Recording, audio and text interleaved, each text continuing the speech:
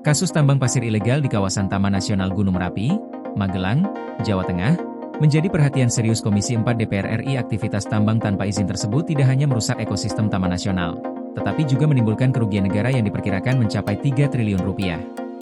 Anggota Komisi 4 DPR RI, Rajiv, menyampaikan apresiasi kepada Kepolisian Republik Indonesia yang berhasil mengungkap para pelaku penambangan ilegal tersebut. Ia juga menyayangkan kerusakan hutan yang sudah berlangsung cukup lama tanpa penanganan yang tegas. Rajiv menilai perusakan kawasan Taman Nasional tidak boleh dibiarkan berlarut-larut. Ia menyoroti lemahnya penegakan hukum di sektor kehutanan, terutama oleh Kementerian Kehutanan, yang dinilai masih kurang cepat dan tegas dalam bertindak. Menurutnya, persoalan utama bukan lagi soal ketiadaan aturan, melainkan lemahnya daya paksa penegakan hukum di lapangan. Ia menegaskan, Ditjen Gakum Kementerian Lingkungan Hidup dan Kehutanan tidak bisa bekerja sendiri dalam menangani kasus perambahan hutan dan tambang ilegal.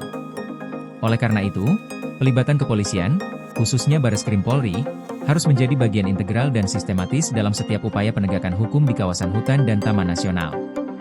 Rajiv menyebut, pengalaman Polri dalam menangani ratusan perkara tambang ilegal menunjukkan bahwa institusi tersebut memiliki infrastruktur hukum yang kuat dan bisa menjadi pengganda kekuatan bagi Kementerian Kehutanan dalam memberantas praktik tambang ilegal. Ia juga mendorong Kementerian Kehutanan untuk segera memutakhirkan data nasional terkait perambahan hutan dan tambang ilegal periode 2020 hingga 2025, serta menetapkan target pemulihan hutan yang terukur.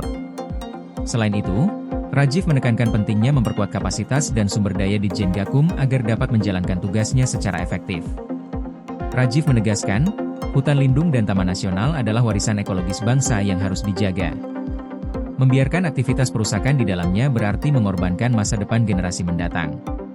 Ia menutup pernyataannya dengan memastikan bahwa Komisi 4 DPR RI akan menggunakan seluruh fungsi pengawasannya untuk memastikan negara tidak abai dan penegakan hukum benar-benar berpihak pada kelestarian hutan Indonesia. Koordinasi PLN dengan TNGL jelang Hari Kesaktian Pancasila, listrik terbangun, alam tetap lestari. Panen perdana garam Aceh.